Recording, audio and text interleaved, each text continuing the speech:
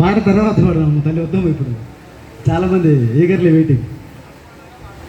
ఇచ్చినటువంటి గురువులకి, అదేవిధంగా 23 సంవత్సరాలు ఉద్యోగంలో ఆ జీవితాన్ని ఆ గురువుల ద్వారా, తల్లిదండ్రుల ద్వారా సెకండ్ ఇన్నింగ్స్ని ప్రారంభించినటువంటి నా అప్లైనర్ ఎంఎస్ శ్రీ సుబ్బారావు గారికి, మా వారి పేరు కూడా సుబ్బారావే.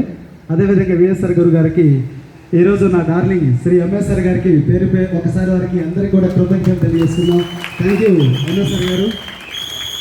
సో ఎంఎస్ఆర్ గారు నేను చిన్నప్పటి నుంచి చైల్డ్హుడ్ ఫ్రెండ్స్. మేము ఇద్దరం వరకు కూడా ఇద్దరం కలిసిమెలిసి చిన్నప్పటి నుంచి గోళీలు ఆడే స్థాయి నుంచి ఈరోజు ఎంఎస్ఆర్ని చూస్తుంటే అక్కడి నుంచి ఏ స్థాయికి ఎదిగాడా నిజంగా ఆనందంగా ఉంటుందండి. లేదండి, పక్కన ఉండే స్నేహితుడు, రోజు బెంచ్ మేటు, క్లాస్మేటు, సోల్మేటు, 40 సంవత్సరాల స్నేహం ఉన్నటువంటి వ్యక్తి ఈరోజు 2 రాష్ట్రాల్లో భారతదేశంలో ఇలా వెలిగిపోతున్నాడంటే ఆనందమా కాదా?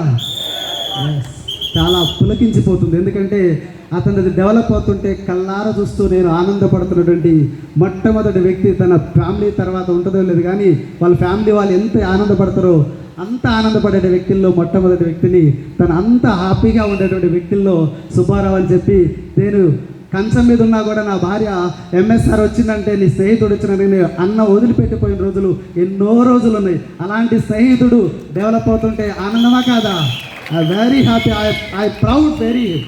సో ఇండియాలో ఇంత స్థాయికి ఎదిగినటువంటి గొప్ప గ్రేట్ లీడర్ యొక్క అండర్లో ఉన్నందుకు మీరెందుకు బాధపడాలి? ఒక్కసారి ఆలోచించండి, ధైర్యంగా ఉండండి, నిలబడండి, పోరాడండి, సాధించండి అని చెప్పి అలాంటి అసోసియేషన్ ఉన్నందుకు మీరందరూ కూడా చాలా గ్రేట్గా పర్సన్స్గా పిలువబడుతూ, ఈరోజు నా పేరు సుబ్బారావు, నాది మన నల్గొండ డిస్ట్రిక్ట్ కొండమల్లెపల్లి మా సొంత గ్రామం. నేను చిన్నప్పటి నుంచి బాగా చదువుకోవాలి, మనకున్నటువంటి బయట సమాజంలో చదువు తప్ప వేరే మార్గం లేదు. ఇద్దరం ఆయన నేను కూడా పేద కుటుంబంలో పుట్టాం. పేదరికం రూపుమాపాలంటే అక్కడ ఉన్నటువంటి గురువులు చెప్పినటువంటి ఒకే ఒకటి, బాగా చదువు, ఉద్యోగం చెయ్యి, బాగా చదువు, ఉద్యోగమే చెయ్యి. ఇది తప్ప ఏ రోజు కూడా బిజినెస్ ఇలా ఉంటుంది, ఆపర్చునిటీస్ చాలా ఉంటాయని చెప్పి లేవు సార్. సో అలాంటి మైండ్ సెట్లో పెరిగిన నేను ఉద్యోగమే చేయాలని చెప్పి కష్టపడి కొన్ని లక్షల మందితో పోరాడి ఉద్యోగం తీసుకొచ్చుకుంటే 23 సంవత్సరాలు ఉద్యోగం చేసిన తర్వాత లైఫ్ మారుతుంది మారుతుంది మారుతుంది.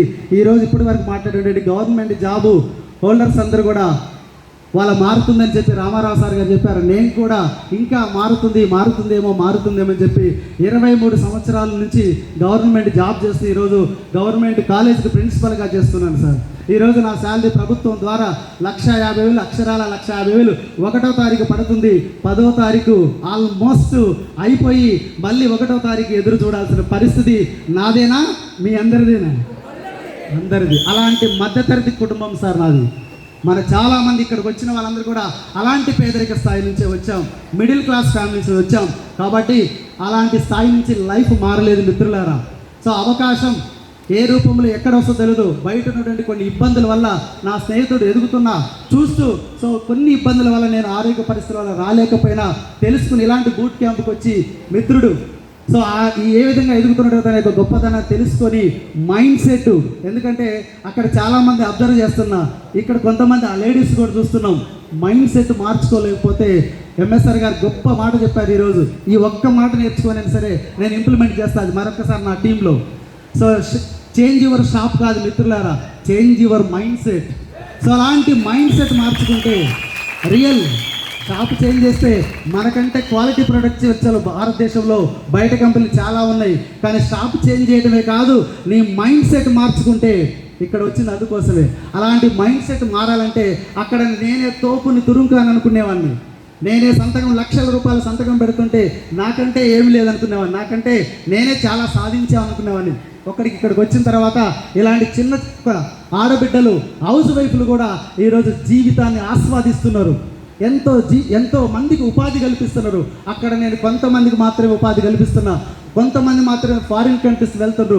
నా దగ్గర చదువుకున్న పిల్లలు నాకంటే ఉన్నత స్థాయిలో ఎదిగినప్పుడు ఏంటిరా జీవితం, భగవంతుడా నాకు నేను ఎదిగే అవకాశం లేదా అని చెప్పి ఆలోచిస్తున్న తరుణంలో గ్రేట్ ఆపర్చునిటీ నా దగ్గరికి వచ్చినప్పుడు స్వీకరించాం, పట్టుకున్నాం, తెలుసుకున్నాం. 1 year నుంచి గుండెలో నింపుకొని ఏ రోజు కూడా దీని గురించి నెగిటివ్ ఆలోచించకుండా ప్రతి క్షణం పోరాడుతూ ఈరోజు పార్ట్ టైంగా నేను రోజు స్కూల్కి వెళ్తూ నా రెసిడెన్స్ స్కూల్లో ఇబ్బంది పడుతున్నా కూడా టైం దొరకపోయినా కూడా దొరికినటువంటి అతి కొద్ది టైంని ఉపయోగించుకుంటూ టీంను తయారు చేస్తూ ఒక 10-12 నెలల్లోనే 40,000 రూపాయలు ఎక్స్ట్రా ఇన్కమ్ తీసుకోవడం జరిగింది. సెకండ్ సోర్స్ ఇన్కమ్ కింద. ఒకసారి ఆలోచించండి, నేను ఒక్కడిని తీసుకోవడం కాదు, మన అండర్లో ఒక 20 మంది కూడా డబ్బులు ఇప్పించే స్థాయికి ఎదిగాం.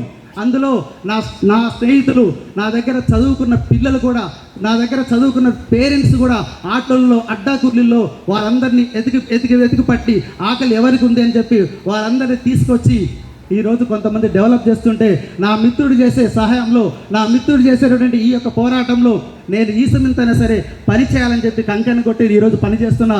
మీ అందరి కోఆపరేషన్తో నేను కూడా ఎదగాలని మనస్ఫూర్తి కోరుకుంటూ ఈ అసోసియేషన్ని మిత్రులను ఒకటే మాట చెప్తా, ఈరోజు గవర్నమెంట్ జాబ్ మేము ఏదో పొడిసామని కాదు మమ్మల్ని మాట్లాడించడం.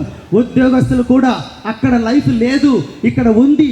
లేని దాని కోసం పోరాడడం కంటే లక్షల మందితో పోరాడడం కంటే ఫ్రీగా ఐడి తీసుకొని ఇక్కడ పోరాడు.